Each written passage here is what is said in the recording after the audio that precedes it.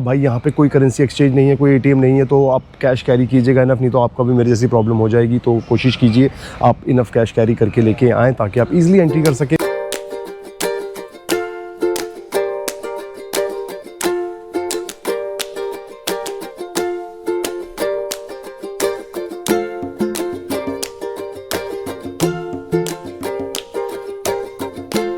Hello दोस्तों, कैसे हैं आप लोग? आई होप आप सब ठीक होंगे। तो दोस्तों स्वागत है आपका एक और नए ब्लॉग में, मेरी travel series 9 countries in 30 days. और दोस्तों जैसे कि आपको पता है अभी मैं हूं अपनी कंट्री नंबर 7 में और मुझे ट्रैवल करते हो गए हैं लगभग 21 से 22 दिन। और जैसे आपने लास्ट ब्लॉग में देखा होगा मैं पहुंच गया था म्यांमार यंगून में, और यंगून में हूँ मैं ये मेरा तीसरा दिन है, पिछले 2 दिनों से मैं यहाँ हूँ। तो आज मैं सोच रहा हूँ कि क्या किया जाए, थोड़ा घूमते हैं फिरते हैं और आपको भी दिखाते हैं यहाँ की कुछ गलियाँ।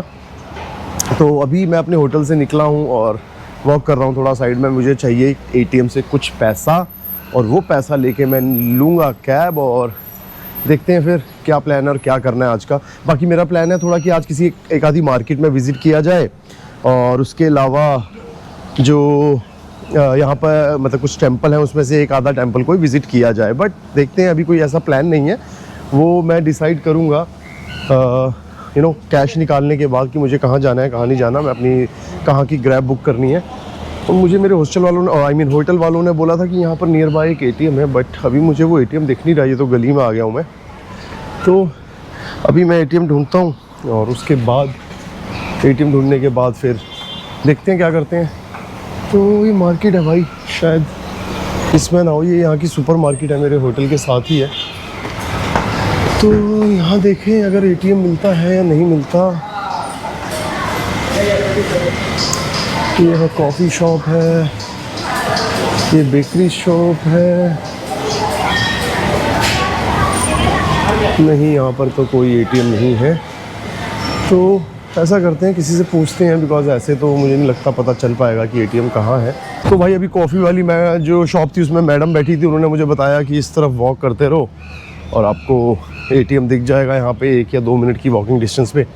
तो मैंने कहा ठीक है चलो भाई जाके देखते हैं कि कहाँ है वो एटीएम, बिकॉज़ सबसे पहले मुझे थोड़े कैश की ज़रूरत है और उसके बाद मैं फिर करूँगा ग्रैब बुक, क्योंकि ग्रैब में यहाँ बड़ा पंगा है यार। यहाँ मतलब मेरा वैसे ऑलरेडी एक क्रेडिट कार्ड ऐड है ग्रैब में, बट क्योंकि जैसे आपको पता है मैं मल्टीपल कंट्रीज़ क्रॉस कर रहा हूँ, तो मैंने स्टार्टिंग में ही डाउनलोड कर ली थी ग्रैब। और मेरा अकाउंट तो बहुत पुराना है ग्रैब में, बट मुझे ये था कि ग्रैब ईज़िली बुक होती रहती है तो कोई ज़्यादा टाइम ख़राब नहीं होता।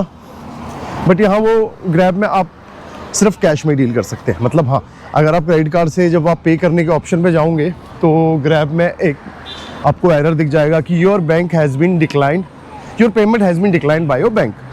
तो स्टार्टिंग में तो जब हुआ मेरे साथ मुझे लगा भाई ले मेरे क्रेडिट कार्ड वालों को क्या हो गया भाई, क्यों डिनाई कर रहे हैं। बट फिर जो जैसे मैंने आपको बताया था पहले, एयरपोर्ट में भी ग्रैब वालों का लाइक काउंटर था या लॉन्च कह लो, तो उन्होंने मुझे बताया कि सर यहाँ पर सिर्फ कैश चलता है ग्रैब में। तब बहुत पॉपट हो गया, मैंने कहा ये तो बहुत पंगा है, बिकॉज कैश मैं ज़्यादा कैरी करना पसंद नहीं करता हूँ जब मैं ट्रैवल करता हूँ। तो अब मैं कैश रख रहा हूँ तो मुझे ग्रैब करनी पड़ेगी, तो कैश ही चाहिए होगा और उसके लिए मुझे बार बार एटीएम जाना पड़ रहा है। मतलब अभी तो लेकिन मैं पहली बार जा रहा हूँ। जो मेरे पहले कैश था जो मैंने एयरपोर्ट में विड्रॉल करा लिया था, मतलब चेंज करा लिया था, वो ख़त्म हो गया है।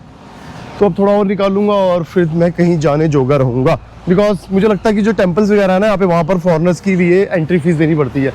तो अब अगर मैं बिना कैश के चला गया तो वहाँ जाना भी टाइम ख़राब हो जाएगा। तो इसलिए अब मुझे एटीएम जाना है और एटीएम मेरे ख्याल से ये सामने है। तो चलो देखते हैं। बाकी यार यहाँ पे ना मतलब यही है कि कैश और बाकी जो यहाँ की टैक्सी है ना, यहाँ पर आप वो टैक्सी ग्रैब से बुक कर सकते हो, डायरेक्ट बुक कर सकते हो। बट मैंने 1-2 बार ना डायरेक्ट बुक किया, बिकॉज मेरे पास यहाँ पर इंटरनेट नहीं है। तो यार ये एटीएम बंद है, ये तो बहुत नहीं, एटीएम ओपन है शायद साइड में। तो चलो एटीएम यूज़ करते हैं और देखते हैं क्या सीन रहता है यहाँ पे। तो भाई अभी तो वहाँ से कैश नहीं निकला जैसे मुझे लग रहा था, बिकॉज एटीएम की हालत देख के मुझे लग रहा था नहीं निकले। और कभी कभार ऐसा होता है यार, मतलब इन कंट्रीज़ में जैसे जहाँ प्रॉब्लम चल रही है ना, वहाँ ये कैश विड्रॉल में बड़ी प्रॉब्लम आती है, और वही हुआ मेरे साथ। मेरा भी कैश नहीं निकला क्योंकि और मेरे पास जो अभी USD पड़े हैं तो या तो अब USD चेंज कराऊंगा, क्योंकि मेरे पास 50 USD है, सोच रहा हूँ वो चेंज करा लेता हूँ। बट फिलहाल क्या है कि थोड़ा बहुत मेरे पास कैश पड़ा है वैसे, मतलब 15,000 मेरे पास यहाँ के पैसे पड़े हैं जो रुपये होते हैं म्यांमार के। तो देखता हूँ, या तो इतने में ही कैब करके पहले चले जाता हूँ वो जो टेम्पल है पहले जहाँ मेरा प्लान है विज़िट करने का, और वहाँ जाके फिर देखेंगे अगर वहाँ कुछ ATM वगैरह मिलता है वहाँ भी ट्राई कर लेंगे। अदरवाइज़ अगर एंट्री वहाँ की ज़्यादा हुई तो फिर एंट्री नहीं लेंगे, ऐसा ही कुछ करना पड़ेगा, बिकॉज कैश ही नहीं है यार, तो क्या करें कि। और बाकी क्या पता वहाँ पर मुझे मनी चेंजर मिल जाए। So let's hope for the best. तो फिलहाल अब मैं जा रहा हूँ अपने होटल में, बिकॉज यहाँ से बिल्कुल छोटी सी वॉकिंग डिस्टेंस पे मेरा होटल है, और वहाँ से वाईफाई लेके करते हैं ग्रैब बुक, क्योंकि इसके बाद तो फिर भाई मुझे डायरेक्ट टैक्सी करनी पड़ेगी। और जो नॉर्मल टैक्सी है ना वो ग्रैब के कंपेयर में डबल फेयर या थोड़ा बहुत ज़्यादा ही फेयर चार्ज करते हैं, तो जहाँ तक पैसे बचते हैं वहाँ तक तो बचा लेते हैं। तो देखो वो है मेरा होटल, सामने जो बिल्डिंग दिख रही है ना इतनी बड़ी, वो मेरा होटल है, और वहाँ से अब मैं करता हूँ वाईफाई यूज़ और ग्रैब बुलाता हूँ और फिर देखता हूँ। सो गाइस अभी मैंने मंगवा ली है अपनी ग्रैब कार, जो कि कैश पेमेंट पे है। जैसे मैंने आपको बताया यहाँ पर कार्ड में पेमेंट नहीं होती है कार्ड से। तो अब मेरा फाइनल प्लान ये है कि भाई मंदिर पहुँचते हैं और देखते हैं क्या होता है। अगर वो एंट्री मांगेंगे और उतना पैसा नहीं होगा हमारे पास तो मंदिर बाहर से देख लेंगे जो वहाँ का बुद्धिस्ट टेम्पल है, और अगर हो गया जुगाड़ उतने में जितने मेरे पास पड़ा है तो फिर अंदर चले जाएंगे। और अगर उसके आसपास कोई ATM या कोई मनी चेंजर वाला बंदा भाई साहब मिले तो फिर ऑफकोर्स मनी चेंज वगैरह करा के वो कर लेंगे, बिकॉज मैं अपनी तरफ से सब कुछ लेके चला हूँ। ATM भी लेके चल रहा हूँ और USD लेके भी चल रहा हूँ, और यहाँ का कैश तो है ही।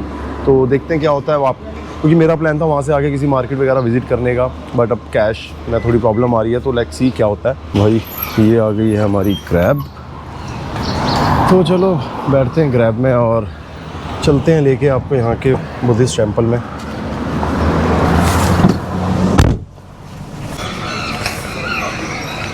अभी मैं आ गया हूँ सोया ड्रैगन पगोड़ा, जो यहाँ का टेम्पल है, बुद्धिस्ट टेम्पल है। उसके बाहर जैसे आपको दिख रहा है मेरे बैकग्राउंड पे पूरा टेम्पल का एरिया है। बहुत बड़ा टेम्पल है और यंगून का वन ऑफ द फेमस और one of the biggest temple है।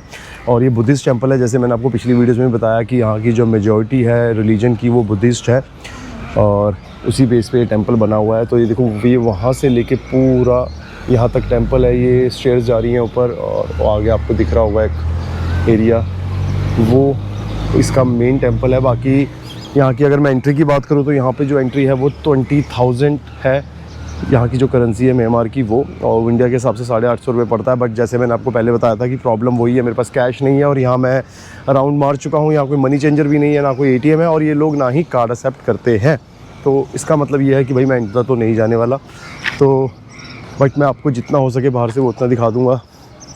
ये जो जगह है ये है एंट्रेंस फॉर फॉरेनर्स, जो अभी आपको सामने दिख रही है नीले रंग का बोर्ड। यहाँ अंदर जाके आपको मिल जाएगी यहाँ एंट्री, और आपको 20,000 पे करना है। 20,000 पे करने के बाद आप अंदर जा सकते हैं, लिफ्ट में भी और वॉक करके भी।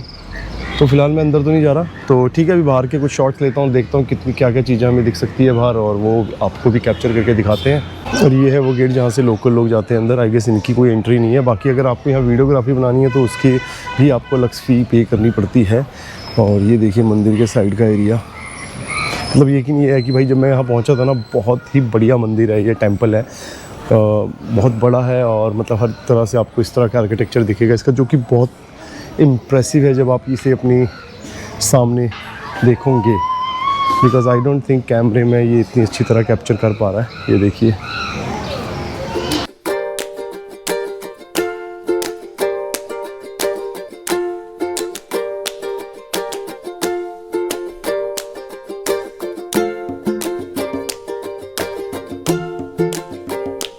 यहाँ देखो बंदे ना इस टाइप के फूल चढ़ाते हैं इस टेम्पल में, और जब आप आओगे यहाँ तो आपको बाहर मतलब बहुत सारे लोग दिख जाएंगे जो आपको फ्लावर बेचते हुए। जैसे ये देखो रोड के बीच में लगाया हुआ है किसी ने काउंटर, तो अगर आपको भी लेना है तो आप अंदर लेके जा सकते हो। बट भाई मेरे पास तो पैसे ही नहीं है मंदिर के अंदर जाने के, फ्लावर तो क्या ही लेने। तो चलो अब यहाँ ना एक मार्केट है, आपको वो भी दिखाता हूँ मैं। मतलब जो इस टेम्पल की ही मार्केट है, वहाँ पर मतलब ऐसे एंट्री अलाउड है, कोई भी जा सकता है। बट बहुत सही मार्केट है, वो भी मैंने पहले देखी थी क्योंकि मेरे कैब वाले भैया ने वहीं उतारा था मैं उस मार्केट के पास। तो चलो एक बार मार्केट में घुसते हैं। सो गाइस ये देखो ये मार्केट है, इसकी बात करते हैं। मार्केट वहाँ से शुरू हो रही है और ये पूरी यहाँ पे नीचे जा रही है। तो अब चलते हैं यहाँ आपको इस टाइप के मतलब रिलीजियस टाइप की चीज़ें मिलेगी यहाँ पे आपको इस टेंपल से रिलेटेड।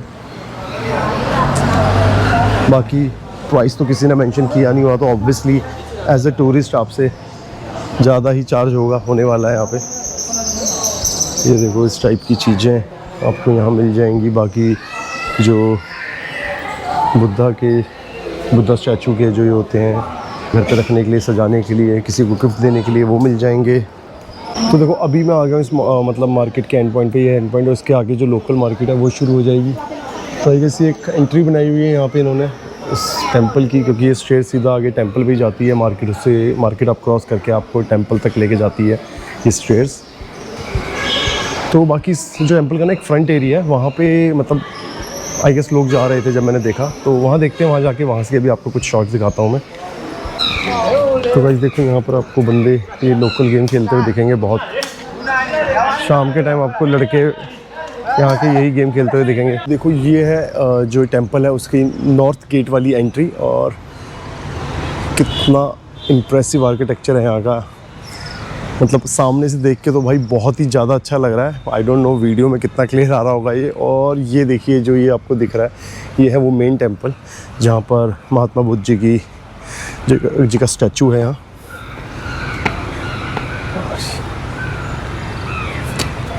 और अभी तो जैसे रात हो गई है तो भाई लाइट्स वगैरह इन्होंने कर दी, तो बहुत ही ज़्यादा अच्छा लग रहा है।